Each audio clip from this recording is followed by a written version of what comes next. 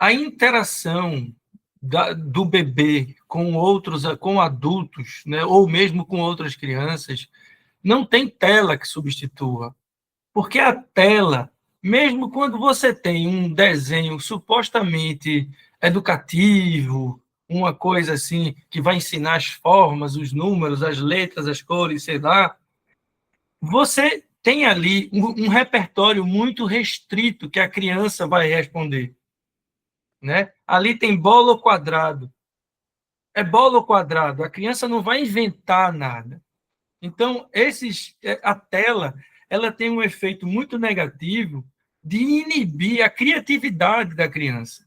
Então, a criança cresce sem desenvolver a própria criatividade. Ela cresce respondendo ao que a tela oferece para ela.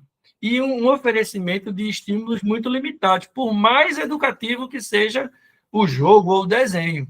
Então, isso empobrece muito a experiência da criança na criatividade e na criação do mundo interior. Esse mundo interior que a gente evoca quando a gente está sem fazer nada. Que a gente cria, que a gente vai pegar um rolo de papel higiênico e vai amarrar uma corda e vai virar um carrinho, que vai virar um avião, e vai virar um boneco, e vai virar um prédio. Então, as crianças que têm muito contato com tela perdem muito dessa capacidade e isso empobrece. É como se elas crescessem com um repertório menor de possibilidade de entender o mundo. Então, o mundo vai ficando muito pobre do ponto de vista criativo. Concreto. E isso vai repercutir no desenvolvimento. There is a house. Muito prazer e muito bem-vindo, Dr. Miguel Gomes. Obrigado, Norma. Muito prazer o meu estar participando aqui com você. Então, há algum tempo que eu namoro a possibilidade de um podcast com o pessoal do CPPL de Recife, né, que é uma instituição tão reconhecida, e você, paralela à instituição, também tem um longo caminho extraordinário com a questão das crianças, com a questão do autismo, e também, bom, enfim, esse convite é para que você possa nos relatar um pouco esse seu caminho, Miguel, e também queria ouvir um pouquinho sobre a instituição e depois esse momento que está a sociedade toda voltada para o mundo psi e o que fazer com esse abuso e essa agressão que está havendo à educação e às crianças, né? Com a questão de telas, das big techs e por aí afora. Ok. Tá, joia. Vamos embora. A gente conversa aqui um pouquinho sobre a história do CPPL, o trabalho que a gente faz aqui, né? Meu lugar aqui dentro também, né? Minha história dentro da instituição. Isso. O CPPL, eu sei que ele é uma instituição bastante reconhecida. Lógico, aqui em São Paulo nós temos também instituições tão reconhecidas quanto a Sociedade de Psicanálise, mas sempre temos como ápice a sociedade. Me parece que a CPPL, aí em Recife, ela tem um lugar, um status quo extremamente respeitado, né? Nos fala um pouco disso, dessa instituição. Né? Nós somos uma instituição que foi fundada em 1981, né? Uma instituição clínica que surge já interdisciplinar, porque ela já foi fundada, né, por psicanalistas, psicólogos, TO, assistente social, psiquiatra e reabilitadores da fala, que era o que existia na época, né, não eram as fonos, ainda era reabilitadora da fala. E aí foi esse pessoal que se juntou para começar a cuidar de crianças com o que na época falavam das psicoses precoces, né?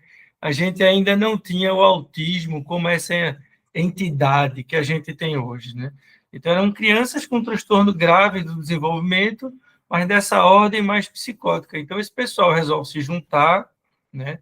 Junto com Paulina Rocha, que hoje, né, está aí em São Paulo, inclusive, e ela vem da Europa, né? Ela é croata, ela fez doutorado lá em linguística, Então, ela traz uma bagagem da linguística com uma clínica psicanalítica, porque ela fez a formação lá, em psicanálise, com crianças, inclusive, e trabalhando com crianças com transtorno, né, psicoses infantis e tal. Então, ela traz isso para cá, se junta com esse pessoal, e surge essa clínica nova em Recife, que é uma clínica, né? Nós somos eminentemente uma clínica psicanalítica. Não somos uma instituição. É CPPL. Isso. Clínica? Centro de Pesquisa em Psicanálise e Linguagem. Tá. E a Paulina, que encontra-se em São Paulo, mantém viagens permanentes Recife-São Paulo, então. Ela morou aqui até um pouco antes da pandemia, ela morava aqui no Recife, sempre foi muito ativa na instituição e continua sendo. Agora, a vinda dela para cá está cada vez mais difícil em função de problemas de saúde. Paulina já está com uma certa idade e tal, mas ela continua vivíssima na produção intelectual. E aqui em São Paulo também. O nome inteiro de Paulina é? Paulina Smith-Bauer Rocha. Certo. Então, ela é uma grande referência para a gente, e aí, junto com as pessoas daqui, surge essa clínica, que é uma clínica mesmo, não é um centro de formação em psicanálise, como é a Sociedade Psicanalítica de São Paulo, como é a Sociedade Psicanalítica do Recife. Né? Nós somos uma clínica que hoje nós também oferecemos cursos de formação, mas não de formação para se tornarem psicanalistas. Né? São formações clínicas para aprimoramento clínico no trabalho com crianças, no trabalho com adolescentes, e mesmo com adultos. Mas que toda essa clínica surge a partir do trabalho pioneiro dessas fundadoras, em 81, na clínica do que hoje a gente chamaria de uma clínica do autismo. É uma clínica particular. É uma clínica particular. Certo. Ótimo, deu para ter uma noção bem clara da clínica, Miguel. Uhum. Porque eu digo isso porque tem gente que ainda pensa que nós somos uma instituição de formação psicanalítica, como uma sociedade. Muito bem. Embora todo o nosso corpo técnico hoje, né, todos os nossos sócios e tal, nós somos psicanalistas de formação, e estamos em formação permanente, boa parte de nós associados ao Círculo Psicanalítico de Pernambuco. Certo. Que é outra instituição. Essa sim, uma instituição de formação de psicanalistas, né? Sim, sim. Em que boa parte de nós está lá também. Né? Mas aqui a gente trabalha com a clínica. E aí, desde os anos 80, essa clínica interdisciplinar, com a presença dessas pessoas todas, e em que a gente, desde muito cedo, e aí eu digo a gente, mesmo eu não estando presente nessa formação, sim, mas porque eu me sinto parte dessa tradição psicanalítica do CPPL, desde aquela época, que a gente percebe que a transferência que é suscitada no trabalho com as crianças, né, que hoje a gente chamaria de autista, ela é muito particular e exige um tipo de enquadramento que a clínica individual não dá conta. Né? Então, desde aquele momento, desde os anos 80, que a gente trabalha aqui com um dispositivo analítico de atendimento para essas crianças, muito particular, que foi desenvolvido por nós aqui, para poder dar conta do esforço que é trabalhar com essas crianças. Para você pensar, Norma, quando Paulina estava na França, os supervisores deles lá diziam que era assim, você vai trabalhar com a criança com autismo, você tem que trabalhar com uma ou duas na vida. Tamanho é o peso, a complexidade do trabalho com essas crianças. Né? E hoje aqui a gente trabalha com muito mais que isso. Claro. Então, graças a esse dispositivo que a gente desenvolveu, é que a gente consegue dar conta desse atendimento, e a gente até se pergunta como é possível atender mais gente, né? Que a gente vê muitas clínicas com dezenas, centenas de pessoas, e eu não sei como conseguem dar conta de tamanho esforço. Sim. Então, se eu tô te entendendo bem, Miguel, você está me dizendo que vocês criaram uma metodologia que, inclusive, exportam essa metodologia, esse método.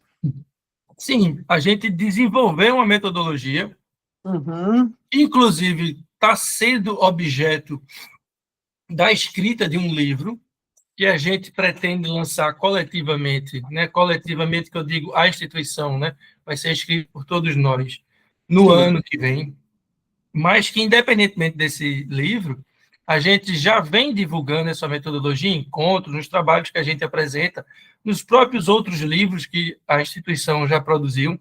Aham.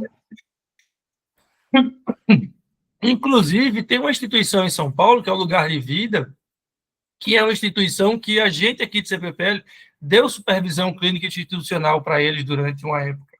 É uma instituição que era ligada à Universidade de São Paulo, hoje não é mais, que tinha Cristina Kupfer como uma das pessoas de referência. Né? Aham.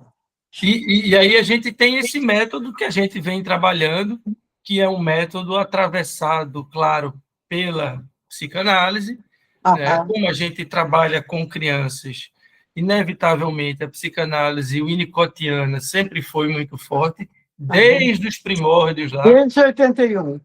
desde 81, quando o Winnicott ainda não era um autor, vamos dizer assim, na moda, porque hoje ele está Sim. meio que na crista da onda, junto com o Fênix e tal.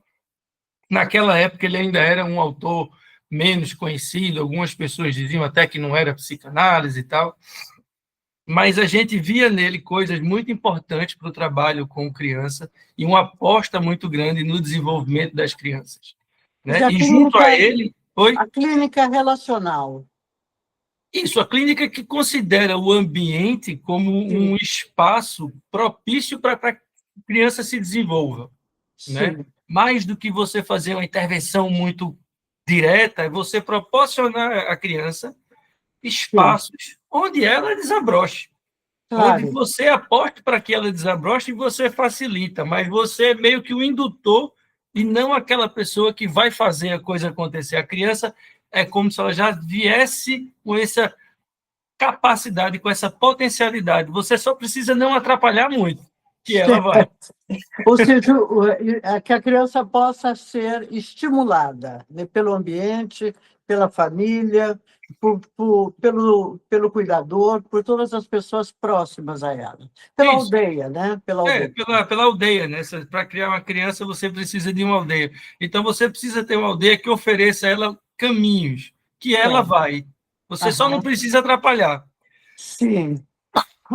Junto com o Winnicott, Quer dizer, é método oposto a algumas clínicas que a gente vê, alguns métodos que a gente vê de uma forma mais engessada de método. sim, não, bem completamente diferente do que a gente tem hoje, hegemonicamente falando, no trabalho com crianças com transtorno do autismo, na psicologia. Isso. Na pedagogia, né, em que se trabalha métodos muito mais comportamentais, Isso. repetitivos, de Tem tarefa. até uma sigla, né? Tem até uma sigla. O ABA, né, o método ABA. O método ABA, isso mesmo. Isso é um método que a gente não compactua, né? O nosso modo de trabalho é completamente diferente, é muito mais lúdico, né? É decorrente justamente dessa psicanálise com crianças, sobretudo com essa referência forte de Winnicott, que não é a única referência em psicanálise. Né? Nós não somos uma instituição winnicottiana, nem freudiana, nem nada disso, mas a gente bebe dessas fontes psicanalíticas, né? O Winnicott, Melanie Klein, né? Doutor, então todas essas pessoas participam da nossa formação, são parte da nossa formação, juntamente com o método verbo-tonal, que é um método de oralização de surdos que Paulina trouxe para o Brasil, né? Que é um método de Peter Guberi, né? Um croata que desenvolve esse método, que Paula teve contato com essa teoria e traz para cá. E ela é muito importante porque ela nos coloca em contato com uma concepção de linguagem que é diferente do que é tradicionalmente aprendido na psicologia e mesmo na psicanálise. E esse método, ele acaba nos oferecendo, né, a base teórica para que a gente aposte que tudo que vem da criança é, em alguma medida, linguagem. É uma intencionalidade de comunicação. Então, o silêncio, uma estereotipia, um balanço de mão, um movimento lateral para a criança não querer olhar para a gente, isso não é visto como aleatório, nem como sem sentido, nem como nada disso. Isso é visto como algo que a criança faz intencionalmente para a gente e que ali está carregado de afeto. E isso a gente consegue apreender. Então, a partir dessa aposta de uma linguagem que vem dessa criança, intencional, carregada de afeto, com esse campo psicanalítico da psicanálise infantil, a gente monta o nosso dispositivo de atendimento para essas crianças difíceis que compõem, né, o atendimento individual com essas crianças, o acompanhamento sistemático dos pais, a introdução dessas crianças nas terapias, vamos dizer assim, associadas, né, como TO, fono, quando necessário, e o atendimento em grupo com crianças, que essa também é uma coisa muito particular aqui da nossa instituição, que é o atendimento em grupo das crianças com transtorno do espectro autístico hoje, né? Não é algo muito comum de fazer, as pessoas falam, oh, meu Deus, como é que vocês conseguem? Conseguem, são maravilhosos os grupos e são maravilhosos os efeitos do trabalho em grupo para as crianças.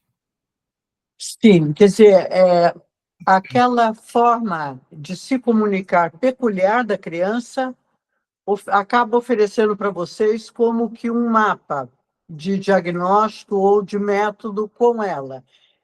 Cria uma situação específica dela, é isso? A intencionalidade da comunicação da criança é captada por nós como a existência de um sujeito ali dotado de desejo, dotado de vontade.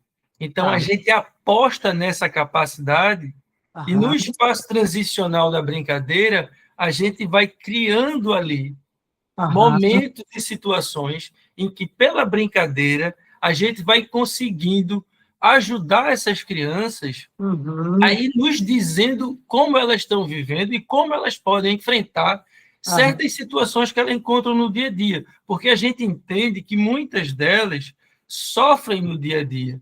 Então, é dentro desse espaço lúdico onde elas podem, de alguma maneira, elaborar essas coisas, esses conflitos, e quando a gente aposta que o que ela está dizendo, o que ela está fazendo é uma comunicação, a gente está apostando nelas. Por que isso é importante?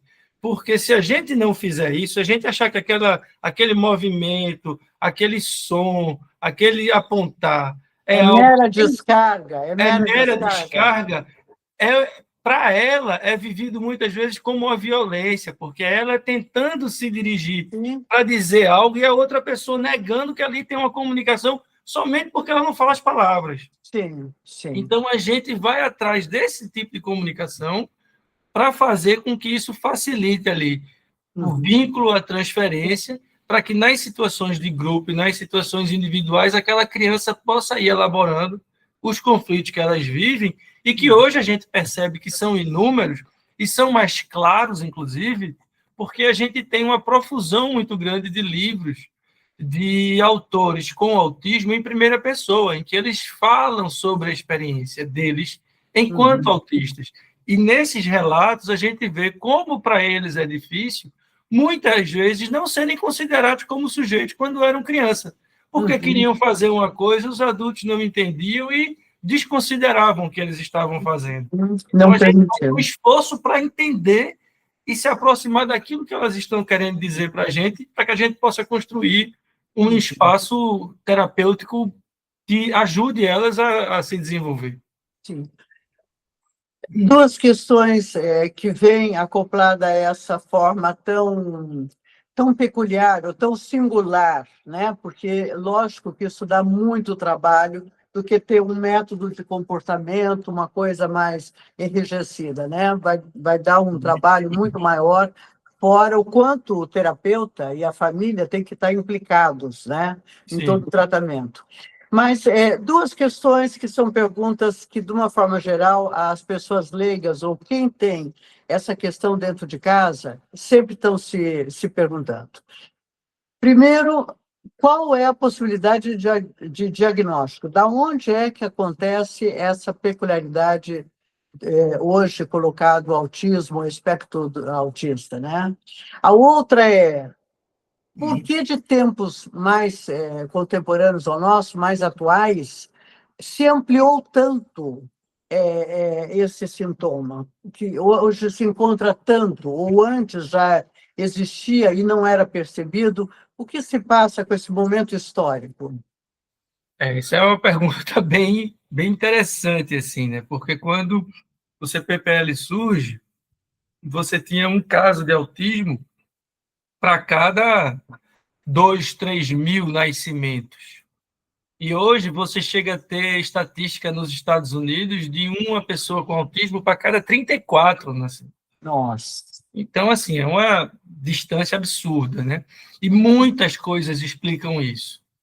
Né? Muitas. Não tem uma resposta simples, né? São muitos fatores. Uhum. Acredito que os principais fatores, Norma, são, primeiro, os critérios diagnósticos para o autismo, né? Que eles eram muito restritos e que, com o passar dos anos e a passagem dos DSMs, né? Do 3 para o 4, do 4 para o 5, há um direcionamento, né? Uma abertura do quadro. Então, assim, se flexibiliza demais os critérios diagnósticos para você colocar quem é autista dentro desse escopo do transtorno do espectro do autismo. Né?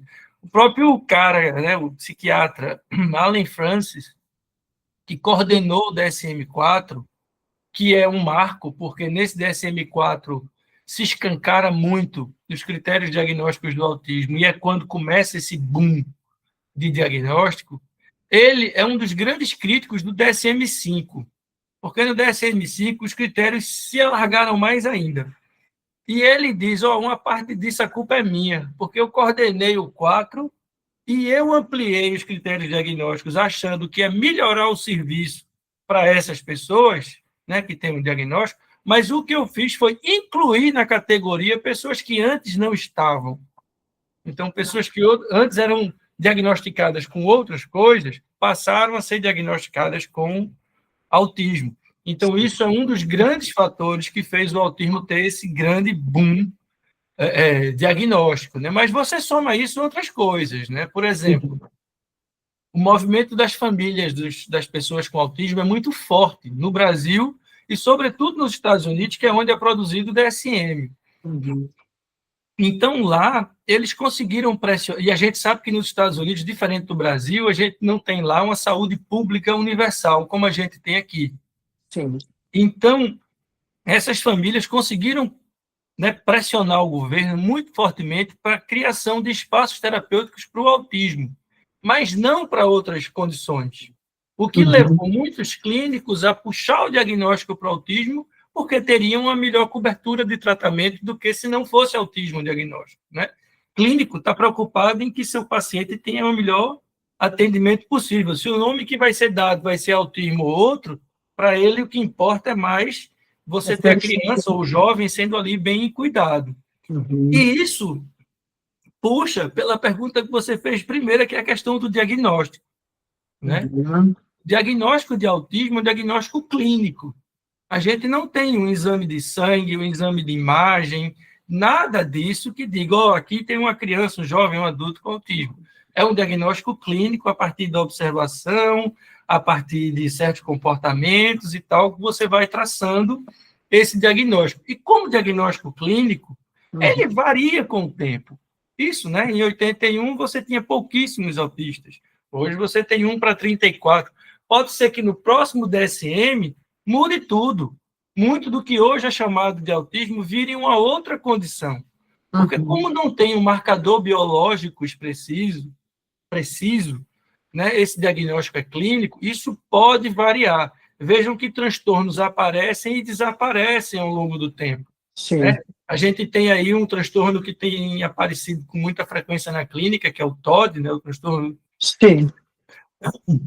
Que é da agressividade. Isso, né? Opositor desafiador. Tem isso não é, esse diagnóstico não existia há 10 anos. Sim. Da mesma forma, se você pegar na década de 70, a homossexualidade era vista como um diagnóstico psiquiátrico. Né?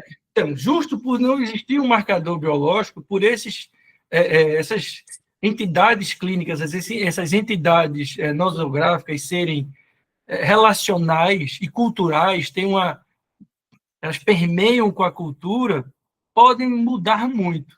Então, hoje, a gente tem esse número muito grande de diagnóstico de autismo. Como vai ser no futuro, a gente não sabe. E o que a gente pode dizer, é que, comparado com 10, 15 anos, o que a gente tem hoje é um autismo com um espectro muito vasto. Né? No fundo, você tem aí... No fundo, eu costumo dizer assim, são pessoas, né, crianças, jovens ou adultos, que têm um comportamento atípico, né, que destoa muito da média, daquilo que é esperado para uma pessoa naquela idade, e a gente não sabe a causa. Porque quando a gente sabe a causa, vira outra coisa. O exemplo aí, por exemplo, é a síndrome do X frágil, que durante muito tempo teve dentro do guarda-chuva dos transtornos globais do desenvolvimento, até que se isolou um determinado pedaço do gene lá e disse, quem tem isso aqui desenvolve X frágil.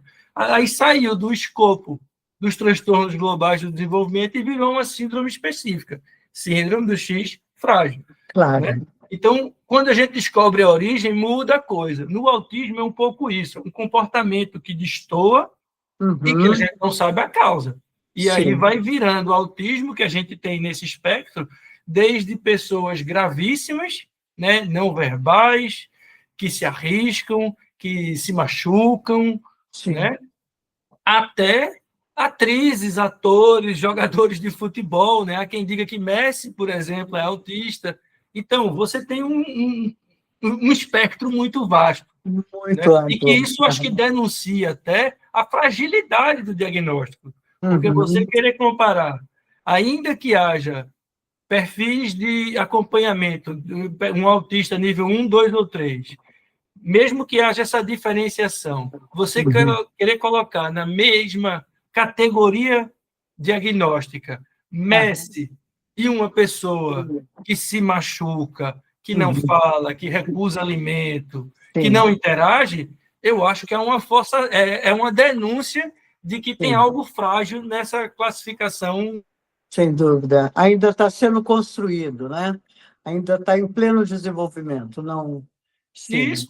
E talvez não cesse, né? Porque esses transtornos, como eles têm uma interface muito grande com a cultura, isso vai se transformando, né? À medida que a cultura também vai se transformando, né? Sim. Você falou, são inúmeras as causas, então, podemos pensar nessa questão da alimentação, do plástico. Hoje encontra-se plástico, nós dormimos no plástico, usamos roupas de plástico, encontra plástico até no cérebro, não é? Alimentação, o meio ambiente, o meio ambiente família, ambiente mãe, né? A mulher saindo para ir para o trabalho muito precocemente, né? Todas essas questões contam, Miguel? Contam, né? O autismo é uma coisa multifatorial. Você vai ter aí um sem número de determinantes genéticos, inclusive, né? Eu lembro de um geneticista da Universidade da Califórnia falando que ele dizia assim, se você pegar 100 crianças com autismo, você vai ter 100 determinantes genéticos diferentes. Né? Porque você não tem um só, como o X frágil. E do ponto de vista ambiental também, várias coisas podem interferir. Né? Há pesquisas que falam em contato com metal pesado, a idade dos pais, enfim, sem falar na parte relacional, que também é muito importante, né? A gente sabe, inclusive, que a psicanálise, né, Norma, foi muito acusada pelas famílias dos autistas de colocar a responsabilidade do desenvolvimento do autismo nas crianças sobre as mães. E, de fato, alguns psicanalistas, sobretudo norte-americanos, fizeram isso nos anos 40, 50. Sim. Mas hoje isso não tem mais cabimento, né? Não tem mais sentido, né? Não faz o menor sentido, né? Acho que ninguém que trabalha seriamente com psicanálise pensa dessa forma. Embora a gente, claro, não desconsidere que o ambiente é um fator importante. Isso não quer dizer que haja uma culpa de alguém na provocação do autismo, né? Você tem multifatores. Então, uma mesma criança, duas crianças no mesmo ambiente podem responder de maneiras completamente diferentes. Isso é tudo muito subjetivamente vivido por essas crianças. Então, não existe, não cabe mais esse tipo de responsabilização sobre a mãe, sobre o pai. Agora, ambientes podem provocar crianças com sintomas autísticos. Se a gente pensar, por exemplo, no que a gente vive hoje, do acesso muito precoce às telas. Sim. A gente está cansado de receber aqui na clínica crianças com 2 anos e meio, 3, com a linguagem muito aquém do que deveria, com a brincadeira muito mais pobre do que deveria, e que muitas vezes chegam com suspeita ou mesmo com diagnóstico de autismo, e quando a gente vai trabalhar com elas, rapidamente a gente percebe que o que há ali não é autismo, é uma falta de estimulação ambiental. E muitas delas, rapidamente, conseguem responder e seguirem no seu desenvolvimento. O que fica, a pergunta é, imagina uma pessoa, uma família, nessas condições, e claro que as famílias não estão nessas condições porque querem. Isso acontece por contingências, às vezes do trabalho, de não ter com quem deixar a criança, aí vai ficar com a tela e tal. Não é maldade, não é irresponsabilidade de nenhum pai. A gente pode pensar que há alguns anos, quase todo mundo deixava as crianças em exposição à tela, né? Hoje a gente começa a mudar um pouquinho, que a gente já viu que isso não é legal para a criança. Mas há um tempo atrás todo mundo fazia isso. Na pandemia isso se acelerou. Sem dúvida. O que acontece? Essas crianças pouco estimuladas, se começam a desenvolver algum tipo de ensimesmamento, né, retardo na linguagem, e aí leva para um profissional, esse profissional dando um diagnóstico de autismo, muito rapidamente essa família vai passar a tratar aquela criança como um autista, e a criança vai passar a responder. Então, a gente pode ter aí uma iatrogenia, né, uma alimentação desse diagnóstico, que não seria, vamos dizer assim, um diagnóstico que a criança nasceu com aquilo, mas que o ambiente levou ela a ficar dentro daquilo. Isso. E isso acontece, infelizmente. Isso. Eu acho que é muito importante nós deixarmos bem clara essa parte, porque as pessoas, em geral, quem sabe não saibam da importância que tem para o humano aí a relação com o outro humano.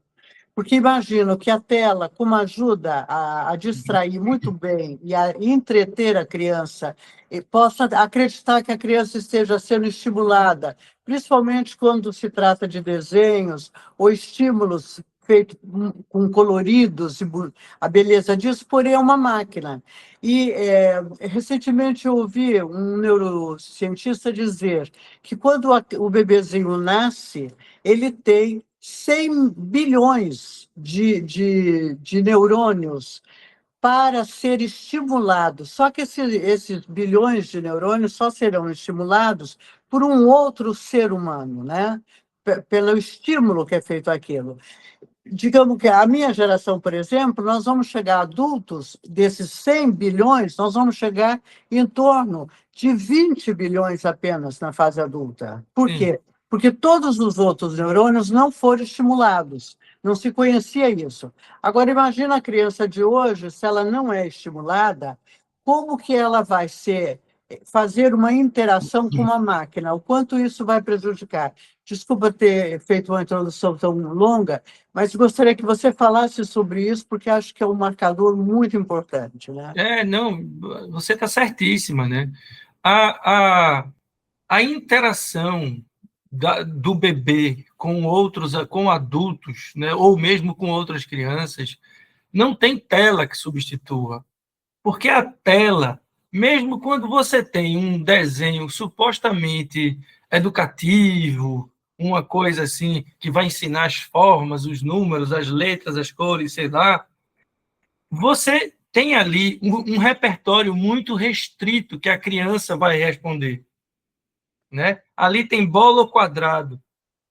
É bola ou quadrado. A criança não vai inventar nada.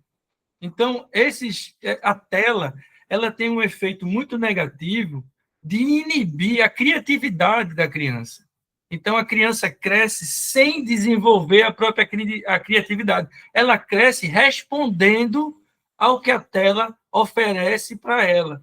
E um oferecimento de estímulos muito limitados, por mais educativo que seja o jogo ou o desenho. Então, isso empobrece muito a experiência da criança na criatividade e na criação do mundo interior. Esse mundo interior que a gente evoca quando a gente está sem fazer nada. Que a gente cria, que a gente vai pegar um rolo de papel higiênico e vai amarrar uma corda e vai virar um carrinho, que vai virar um avião, e vai virar um boneco, e vai virar um prédio. Então, as crianças que têm muito contato com tela perdem muito dessa capacidade e isso empobrece. É como se elas crescessem com um repertório menor de possibilidade de entender o mundo. Então, o mundo vai ficando muito pobre do ponto de vista criativo. Concreto. E isso vai repercutir no desenvolvimento. Concreto, né? Isso. Porque, eu creio que, ampliando, a tela não tem afeto para estimular a afetividade, e isso desenvolve criatividade. Ela vai transformar o papel higiênico numa cordinha que vai puxar o carrinho, né? Ela vai ser criativa. E por mais que se aprenda através de um jogo pedagógico ou de uma tela, ela vai estimular apenas a parte racional, né? Mas não a parte emocional ou da criatividade, que é afetiva, não é? Você não tem, numa criança diante de uma tela, a interação dela com outras crianças. E é nessa interação que a afetividade vai surgir, que a necessidade de negociação para poder ver o que é que vão fazer juntos, de suportar que o outro consiga vencê-la ou fazer uma brincadeira que ela gostou, mas que não foi ela que criou, né? E ela entrar naquela... Então, esse tipo de negociação não tem tela que ofereça.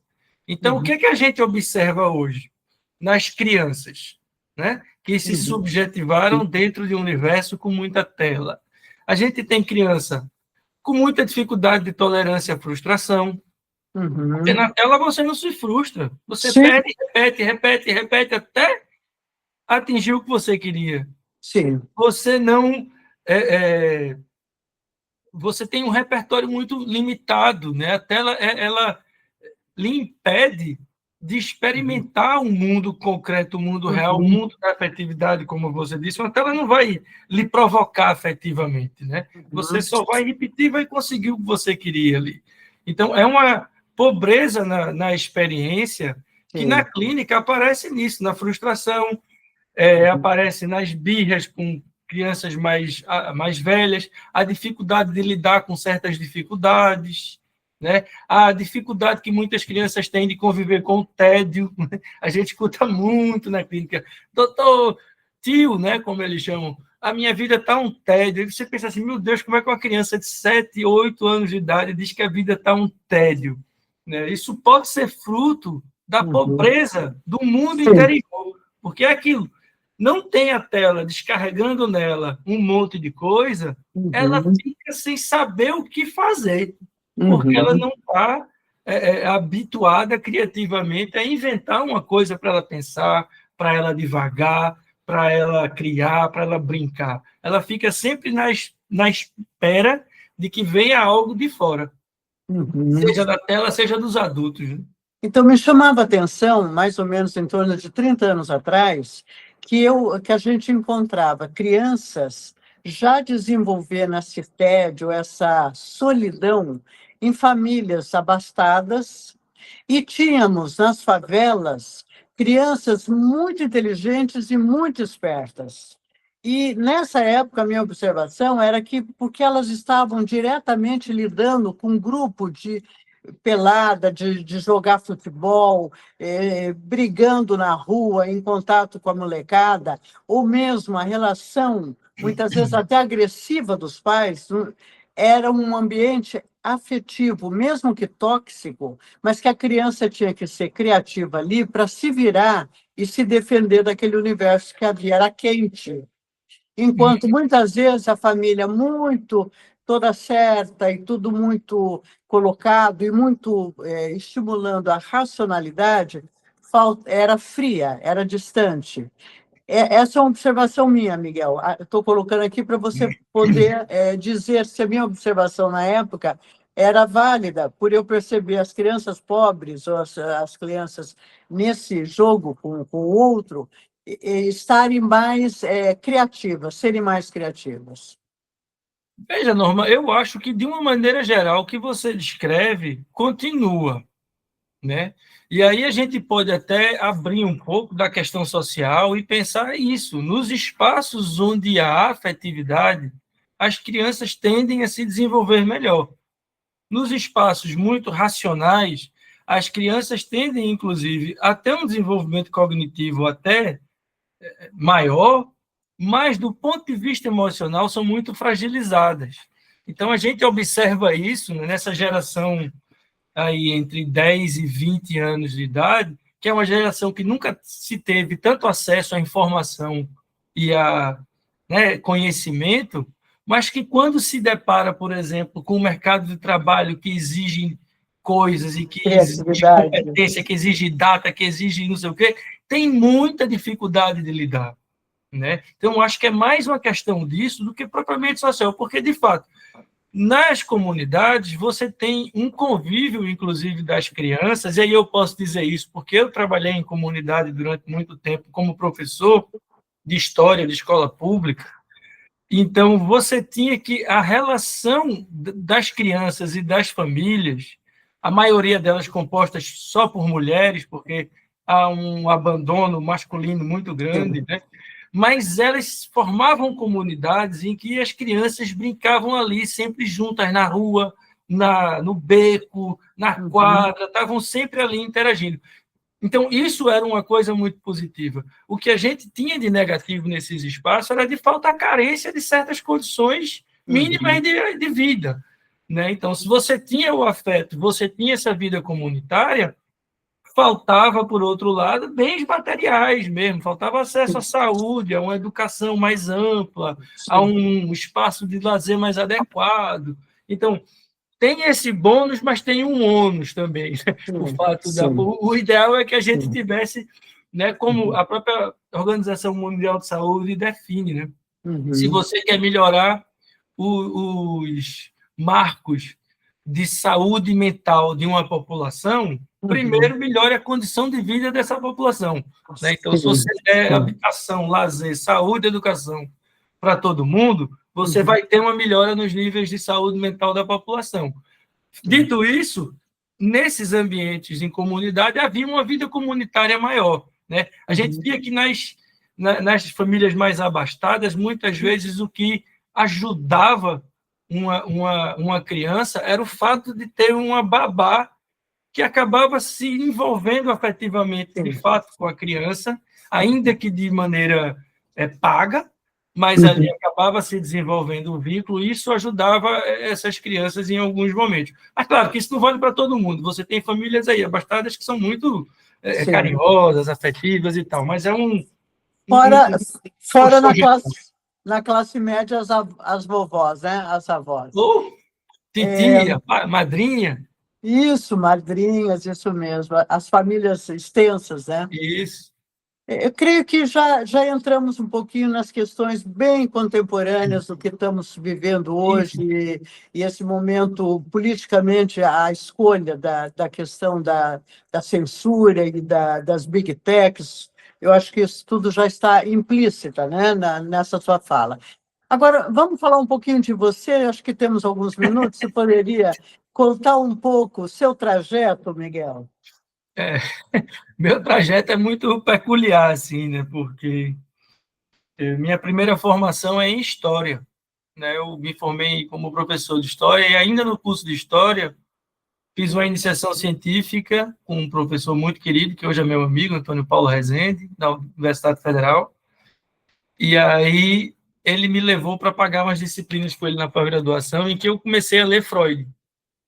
Conhecia Freud en passant, mas nas disciplinas dele a gente lia os textos de Freud, embora fosse uma disciplina de metodologia da história, da pós-graduação em História. Ele era um professor muito excêntrico. Nossa.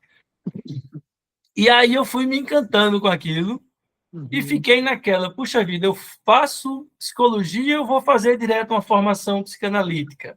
Mas aí Aham. resolvi fazer o curso. E aí, enquanto eu estudava psicologia na universidade, eu trabalhei, né, como estava dizendo, nas comunidades como professor de história. Foram 8 anos, assim. E quando eu estava no final do curso de psicologia, eu entrei em contato com o CPPL, com o Círculo Psicanalítico, e aí entrei no CPPL, comecei a formação dentro do CPPL, me tornei sócio do CPPL, onde estou já há quase 20 anos. Certo. E aí, nesse tempo, eu acabei também iniciando a minha formação e ainda estou lá dentro do Círculo Psicanalítico de Pernambuco, é uma Aham. outra instituição à qual eu sou vinculado, né? E de 3 anos para cá, eu e alguns colegas, amigos, a gente também criou um coletivo de atendimento público e gratuito aqui numa praça no Recife. Então, Oh, que trabalho bonito, puxa vida. todo sábado a Uhum. gente está lá entre 10 e meio-dia atendendo gratuitamente na Praça do Derby, aqui no Recife. É o coletivo Pontes da Psicanálise. Que lindo. E há quanto tempo vocês estão fazendo esse trabalho aos Esse trabalho vai sábados? fazer 3 anos agora. Aham, na época da pandemia, então. Foi depois, né? Durante a pandemia não, mas assim, quando foi no final de 21, Tá.